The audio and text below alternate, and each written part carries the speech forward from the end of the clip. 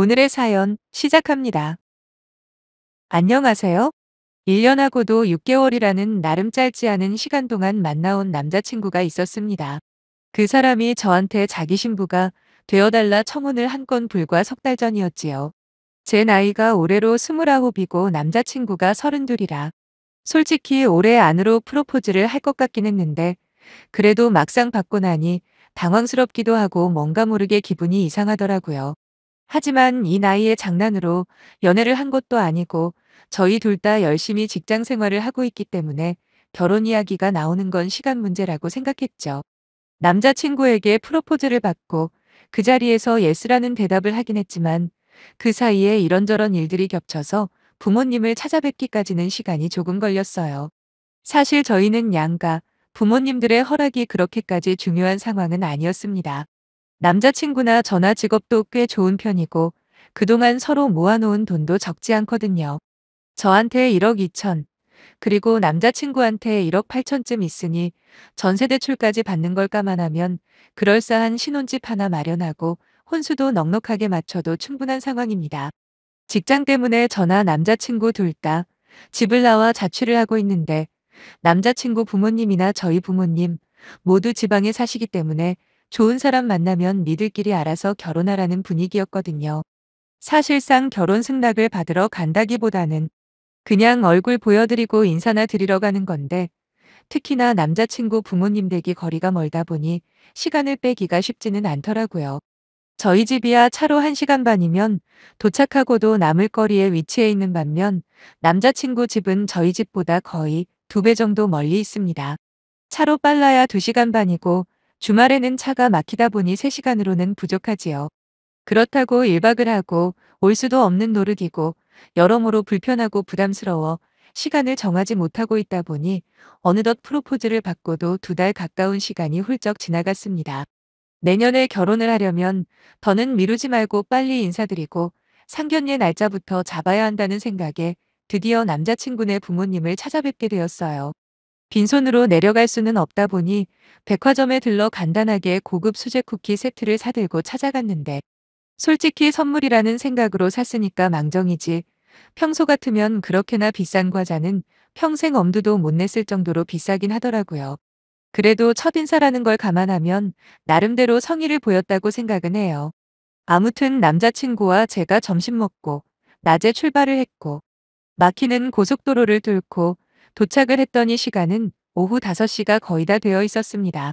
당연히 하루만 묵고 갈 생각은 하지 않았고 저녁만 먹으면서 얼굴 보여드리고 바로 당일에 올라올 생각이었지요. 그런데 막상 남자친구 부모님 댁에 도착해보니 제가 상상했던 것과는 조금 다른 장면이 펼쳐지고 있더라고요. 일단 가져간 선물을 드리고 집에 들어가니 남자친구의 누나가 같이 와 있었습니다. 제가 듣기로는 한 번 시집을 갔다가 남편과 이혼한 뒤로 혼자 아이를 키우며 산다고 들었어요.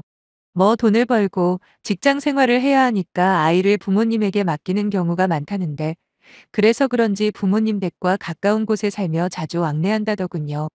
사실 저희가 며칠 전부터 간다고 이야기하고 도착을 한 건데 손님 맞는 준비가 전혀 되어 있지 않았을 뿐만 아니라 남자친구의 부모님도 편한 복장으로 있으셨고 남자친구의 누나도 아이와 함께 낮잠을 자고 있었습니다. 이제 곧 저녁 시간인데 아무런 준비도 안 되어 있었고요. 저는 어차피 이렇게 된 거 인사만 빨리 드리고 일어나야겠다 생각했어요. 아무리 저희가 알아서 하는 결혼이고 양가 부모님 허락이 중요한 상황이 아니라고는 하지만 오늘 처음 보는 날인데 너무 예의가 없는 거 아닌가 싶은 마음이 들더라고요. 당연히 제가 그 사람들보다 나이가 훨씬 어린 사람이지만 그래도 손님은 손님 아닙니까? 그러면 최소한의 손님 맞을 준비는 하고 있어야죠. 제 미래 시부모님이 되실 두 분은 심지어 목이 늘어날 대로 늘어난 티셔츠 차림이고 예비 신우인 남자친구의 누나 역시 한참 낮잠 자다가 헝클어진 모습으로 저를 맞이하더군요. 미리 몇 시에 도착한다 이야기를 하지 않은 것도 아닙니다. 왜냐하면 1시간 전 휴게소에 들렀을 때 분명히 남자친구가 전화하는 통화 내용을 들었거든요. 괜히 아침 일찍 일어나 화장하고 백화점까지 들렀는데 오히려 제가 이상한 사람이 돼버린 느낌이었습니다. 아무튼 준비해간 선물을 드리고 거실 소파에 앉아 있었는데 어머님은 저녁 식사 준비도 전혀 되어 있지 않아 뭘 차릴까 고민을 하시던 눈치였어요. 제가 먼저 그냥 나가서 남자친구랑 같이 밥 먹고 올라가면 그만이니까 식사 준비하지 말라고 이야기를 했는데 어머님께서는 한사코 저녁은 먹고 가라며 붙드시는 겁니다. 그래도 여기까지 온 손님인데 어떻게 밥 한 끼 안 먹이고 보낼 수 있겠냐고 말이에요. 그러면서 저더러 하시는 말씀이 묵은지가 조금 남은 게 있는데 그걸로 김치찜을 만들어 주신다는 게 아니겠어요? 그렇게 어머님이 주방에서 분주하게 움직이셨고 잠시 후에 진짜로 김치 끓이는 냄새가 났습니다. 아니 그렇게 손님 대접을 중요하게 생각하시는 분이면 진작 만들어 놓아도 되는 거 아닌가 싶었어요.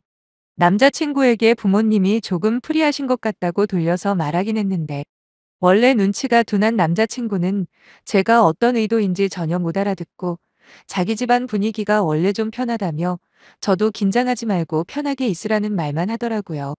막말로 그쯤 되니까 밥이고 뭐고 빨리 집에 가고 싶은 생각밖에 안 들었습니다. 편하게 해주시는 건 저도 좋다고 생각해요.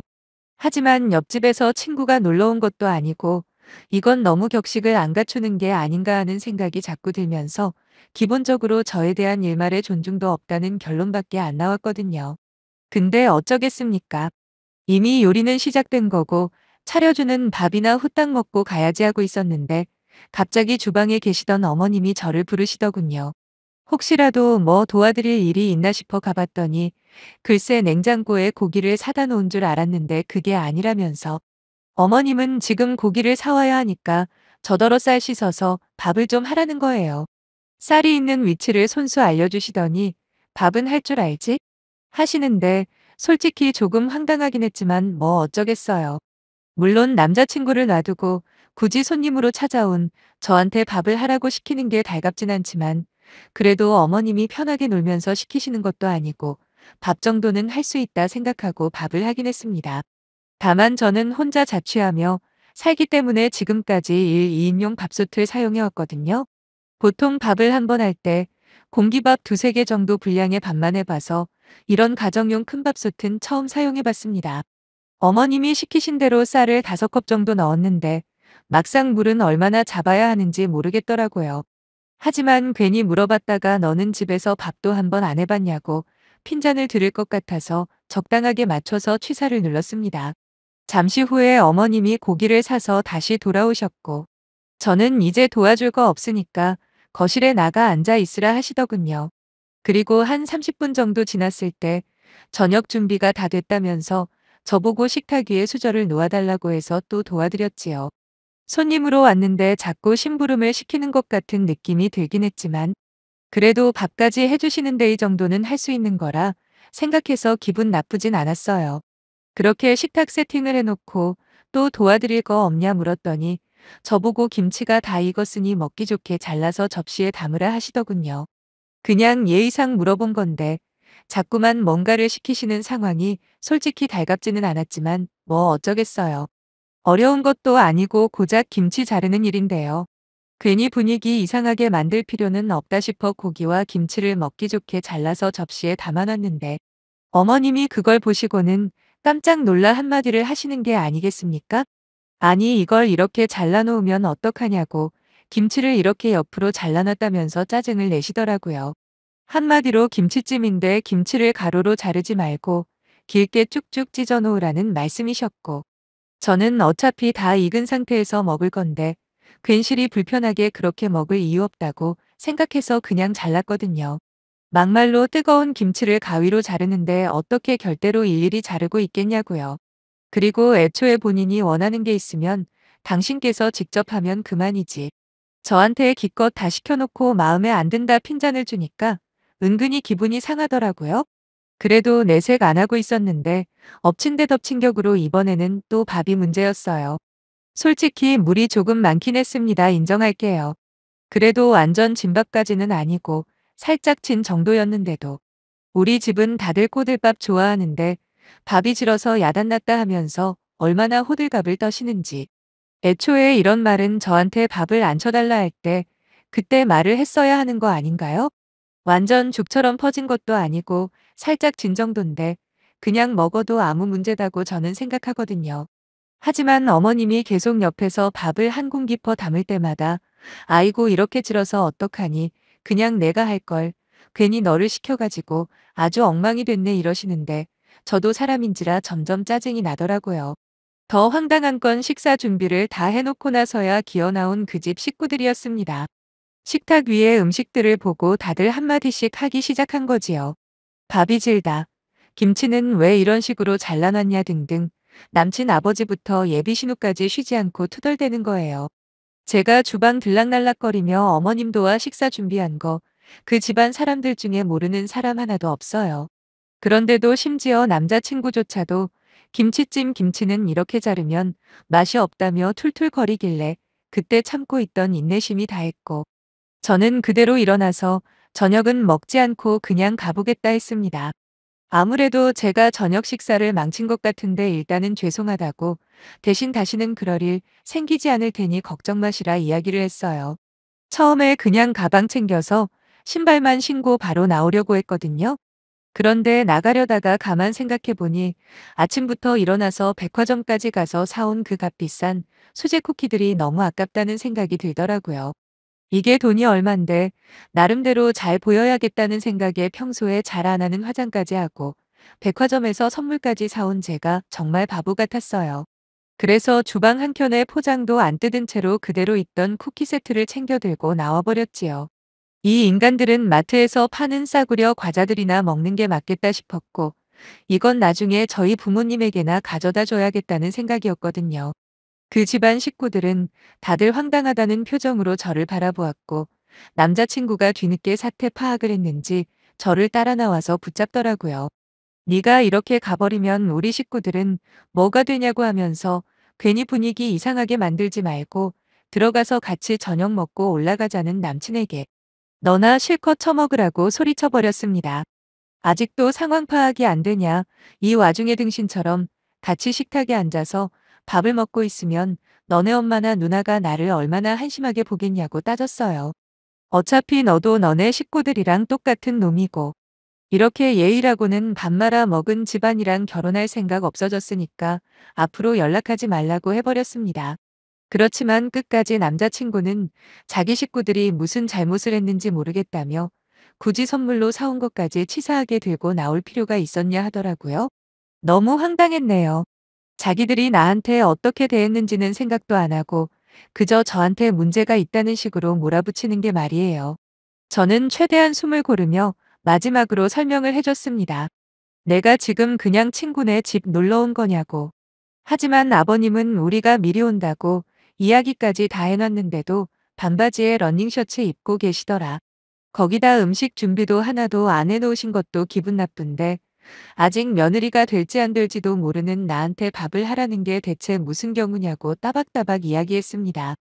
그리고 그렇게 시켜놓고 타박할 거면 애초에 해달라고 하지 말아야지 하면서 제가 오늘 기분 나빴던 걸 하나하나 이야기했더니 그제서야 남자친구도 상황이 생각보다 심각하다는 걸 뒤늦게 눈치채고 변명을 하기 시작하더군요. 자기 부모가 그렇게 경우 없는 사람들은 아니라는 말로 밑밥을 깔더니 제가 처음 인사하러 와서 너무 긴장하고 있을까봐 일부러 편하게 대한 거랍니다. 아니 세상에 제가 바보도 아니고 그런 말을 믿으라고 하는 건지 모르겠어요. 제 입장에서 그나마 한 가지 다행인 건 아직 남자친구를 저희 부모님한테 소개시켜드리기 전이었다는 점입니다. 혹시라도 상견례 자리에서 우리 부모님한테까지 그 집안의 예의 없는 모습을 보여드렸다면 너무너무 죄송했을 것 같거든요. 그나마 그렇게라도 생각하니 안심이 되었습니다. 그렇게 전부 자기가 설명할 수 있다며 일단 대화를 하자는 남자친구를 뿌리치고 저는 혼자 KTX를 타고 다시 집으로 올라왔고 다음 날에 부모님과 직접 만나 점심을 먹으면서 결혼 이야기는 없던 일로 하기로 했다 말씀드렸죠. 처음엔 두 분 다 꽤나 놀라시더니 그날 겪었던 일들을 모두 다 말씀드리니까 그런 집안 인간들이랑은 상종하지도 말라 하시더군요. 일부러 제 기를 죽이고 기선제압을 하려고 그랬다는 것 같다면서 그따위 싹수 노란 인간들이랑 엮이면 인생이 피곤해진다 하셨어요. 물론 백화점에서 산 수제 쿠키들도 저희 부모님 보고 가져가시라 했더니 과일 잘 먹겠다며 좋아하셨고요.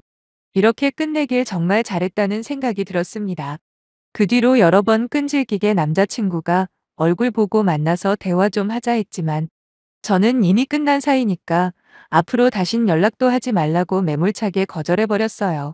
절대로 우리가 결혼할 일은 없으니 서로 시간 낭비하지 말고 다른 사람 찾으라고 말이죠. 아무리 저랑 잘 맞고 조건이 비슷한 남자라고 해도 집안 환경을 완전히 무시할 수는 없다고 생각해요. 그런 말도 안 되는 상황에서도 자기 부모 편들고 옹호하는 것부터 글러먹었고 아마 결혼해서 같이 살다 보면 똑같은 일이 계속 반복될 게 뻔한 일입니다. 차라리 지금 알고 끝내는 것이 제 입장에서는 다행인 것 같아요. 그동안 알고 지낸 시간이 아깝고 에너지 낭비한 것도 아깝지만 그 모든 과정이 인생 경험이자 공부였다고 좋게 생각하려고요. 앞으로 결혼할 사람 만나면 반드시 그 부모님들 먼저 확인해보고 나중을 계획하는 게 가장 현명한 방법인 것 같네요. 다들 행복하시고 좋은 하루 되세요. 감사합니다.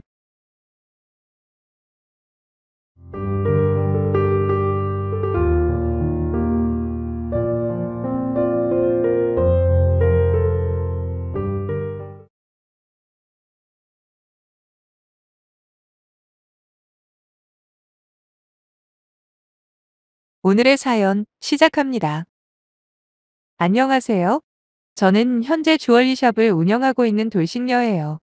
이혼한 지는 1년이 넘었는데 오늘 드디어 지금까지 가슴에 담아두기만 했던 이야기를 해보고자 합니다. 친정 부모님 외에는 그 누구에게도 말하지 못한 사연이에요. 여기에 말을 한다고 해서 지나간 과거가 바로잡히는 것도 아니겠지만 그래도 한 번쯤은 말하고 싶었는데 이제서야 용기를 내보네요. 아마 저보고 미련하다 욕하실지도 모르겠지만 그런 말들조차 다 떠안을 각오는 되어 있으니 제 이야기 한번 들어봐 주시면 감사하겠습니다. 저와 남편은 부모님의 친분을 계기로 만나게 된 케이스예요. 시아버지가 제법 큰 규모의 대기업 계열사를 운영하는 오너셨거든요. 저희 아버지는 거기에 주요 거래처 사장님이시고요. 두 분이서 연배도 비슷하시고 아무래도 사업상 자주 만나시며 친해지신 모양이더라고요. 그래서 종종 함께 골프를 치시거나 함께 낚시도 가곤 하셨죠. 저는 외동이고 남편은 위로 형이 한 명 있습니다. 돈이 많건 적건 어느 부모나 마찬가지겠지만 가장 중대한 관심사가 바로 자식 문제 아니겠어요? 두 분이서 이런저런 이야기를 하시다 저와 남편에 대해서 말이 나왔고 시아버지가 먼저 제안을 하셨답니다. 둘이 한번 맺어주면 어떻겠냐고요. 아버지는 그 자리에서 승낙을 하셨고 그게 저와 남편이 인연을 맺게 된 시작점이었네요. 직업도 좋고 성격도 호탕해 보이는 남자를 싫어할 여자가 있을까요? 한의사로 일하고 있다는 남편은 한마디로 1등 신랑감이라는 말이 부끄럽지 않을 만큼 모든 조건이 좋았어요. 그렇다고 제 쪽이 크게 부족하다고는 생각 안 합니다. 당시 저는 아빠 회사에 근무하던 중이었는데 오해하실까봐 미리 말씀드리자면 아빠가 사장이라고 해서 무슨 빽을 서서 들어간 건 아닙니다. 나름 유명한 대학을 나오고 학교 다니는 동안 어학연수며 여러 가지 활동을 하면서 어디 내놔도 꿀리지 않는 스펙을 보유하고 있었거든요. 물론 나중에 아빠가 경영하는 기업을 물려받을 생각도 없지는 않았지만 첫 시작부터 도움을 받고 싶지 않았던 저는 아빠한테도 말하지 않고 입사 지원을 했어요. 최종 합격하고 그 사실을 알려드렸더니 아빠는 정말 대견하다며 칭찬을 해주셨고요. 비록 남편이나 시가에 비해 모자를 수도 있다고는 할 수 있겠지만 그 격차가 그리 크다고 생각하지 않았습니다. 그래서 동등한 위치에서 남편과 연애를 할 수 있었겠죠. 제 결혼 생활을 말씀드리기 전에 일단 남편에 대해서 조금 이야기를 해보자면 뭐랄까 한의사라는 직업 특성인지는 모르겠지만 늘 개량한복을 입고 다니는 사람이었어요.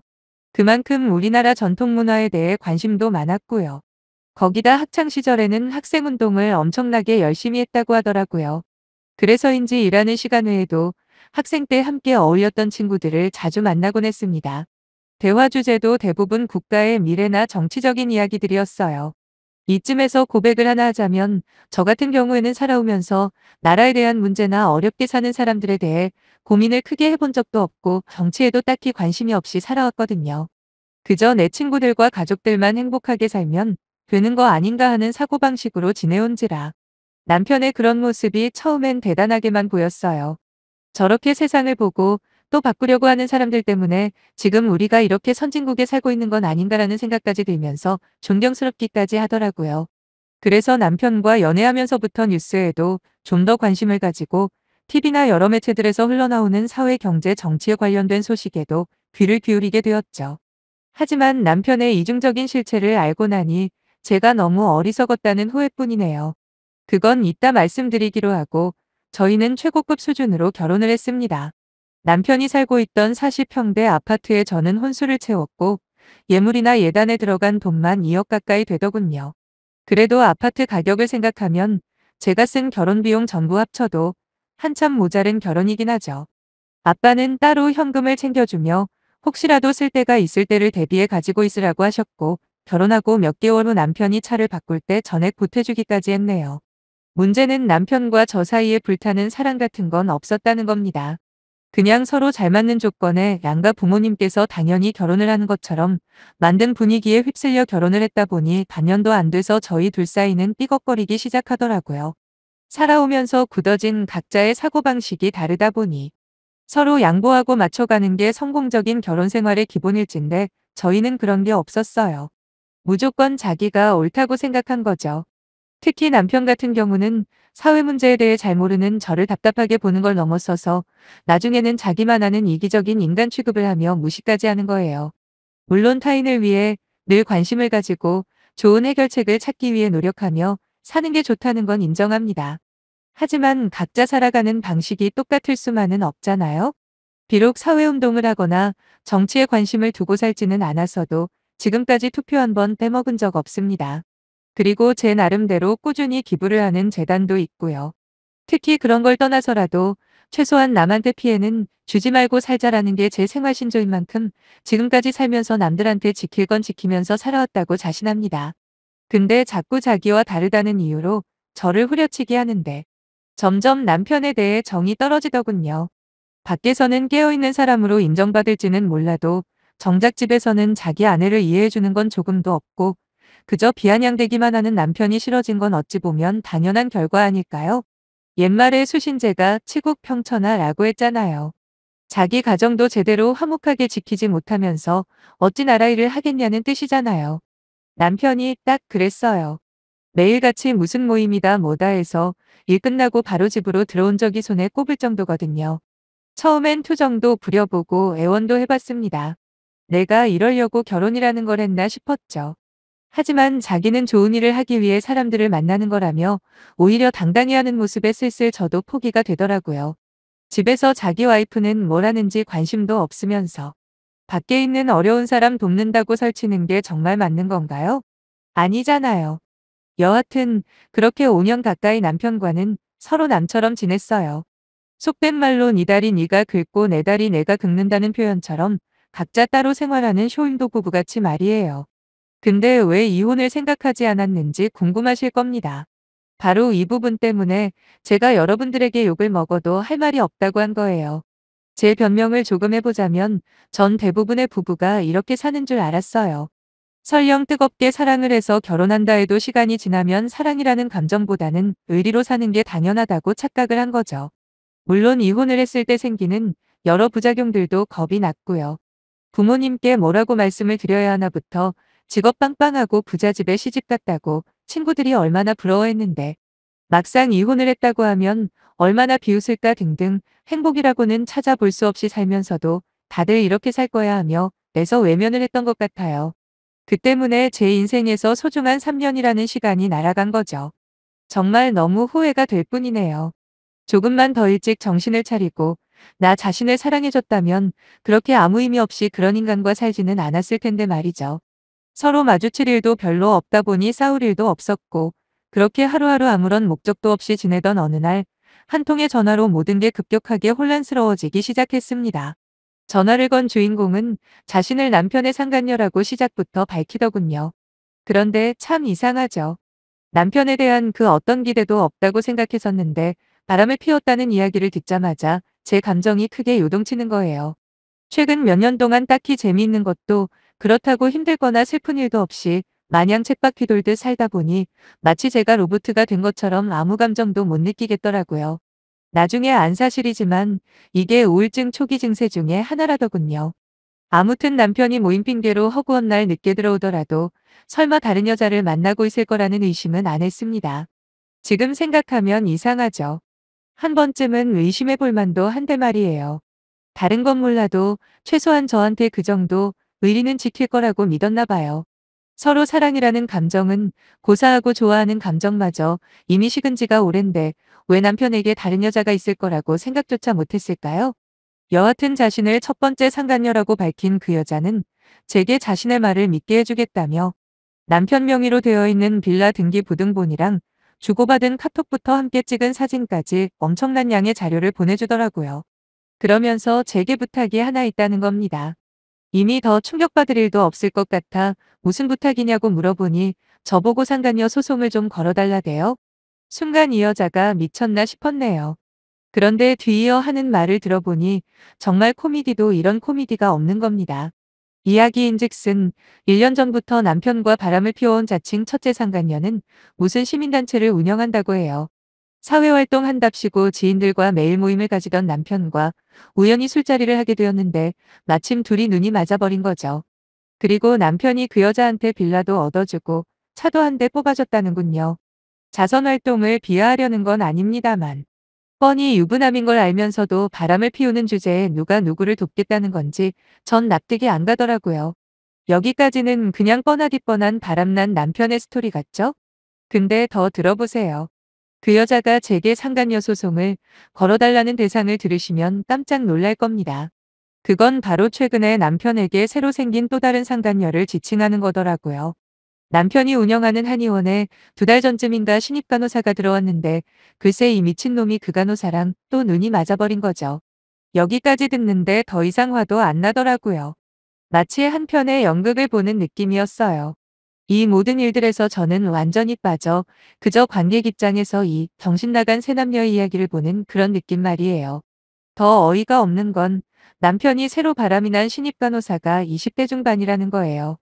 남편과 거의 띠동갑인 두 번째 상간녀인 간호사는 놀랍게도 남편에게 와이프 외에도 한 명의 여자가 더 있다는 사실을 알았음에도 불구하고 그놈의 돈 때문에 남편과 헤어질 생각이 없다는 겁니다.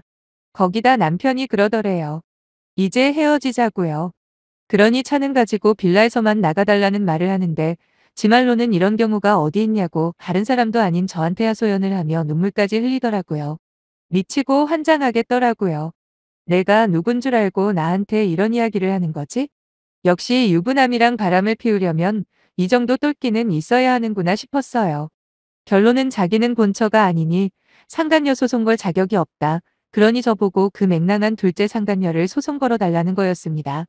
그러면서 자기는 자백도 하고 자료까지 제공했으니 한 번만 봐달라는 말도 잊지 않았죠. 정말 신기한 게 뭔지 아세요? 참 웃기게도 남편과 이혼을 할 생각을 하기 시작하면서 전 제 인생에 대해서 생각하기 시작했다는 거예요. 지금까지 내가 할 수 있는 게 얼마나 많았는데 결혼이라는 방패 뒤에 숨어서 아무 의미 없이 시간을 낭비했을까 후회가 되더라고요.